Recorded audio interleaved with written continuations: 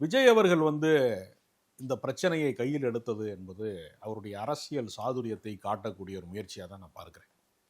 ஏனென்றால் ஒரு 910 நாட்கள் தொடர் போராட்டமாக நிகழ்ந்து கொண்டே இருக்கக்கூடிய அந்த மக்களினுடைய கோபத்தை அல்லது அரசுக்கு எதிரான அந்த மக்களினுடைய உணர்வுகளை தன்மையப்படுத்துவதற்கான வாய்ப்பாக இந்த போராட்டத்தை அவர் பயன்படுத்தி கொண்டிருக்கிறார். சரி, ஆனால் இன்றைக்கு அவர் நினைத்திருந்தால், ஒரு பேச்சுக்காக சொல்றேன், அவர் நினைத்திருந்தால் எந்த முன்னறிவிப்பும் செய்யாமல் கூட பரந்தூருக்கு சென்றிருக்க முடியும்.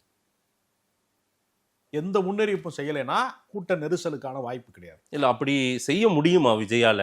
ஏன்னா அவரு வெளியே போராட்டக்காரர்களை மட்டும் சந்திப்பதுதான் தன்னுடைய நோக்கமாக இருந்திருந்தால் ரகசியமாக போய் கூட நீங்க டக்குன்னு போய் என்ன செய்யலாம்னா, அந்த போராட்ட களத்தில் இருக்கக்கூடிய முக்கியமான அந்த கிராம பிரதிநிதிகள், அந்த சுற்று வட்டாரத்தில் இருக்கக்கூடிய கிராம போராளிகள், அந்த ஊர் தலைவர்கள், அவர்களை மட்டும் கூட அவரால் சந்தித்திருக்க முடியும். சரி, ஆனா அவர் என்ன செய்யறாருன்னா, புத்திசாலித்தனமா ஒரு பிரம்மாண்டமான ரோடு ஷோ மாதிரி இதை பண்ணிட்டாரு.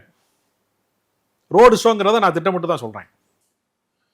இந்த மண்ணுக்காக போராடுகிறேன்னு சொன்னார் இல்லையா, மண்ணுல இறங்கி போராடுனாரான்னு ஒரு கேள்வி இருக்கு எனக்கு.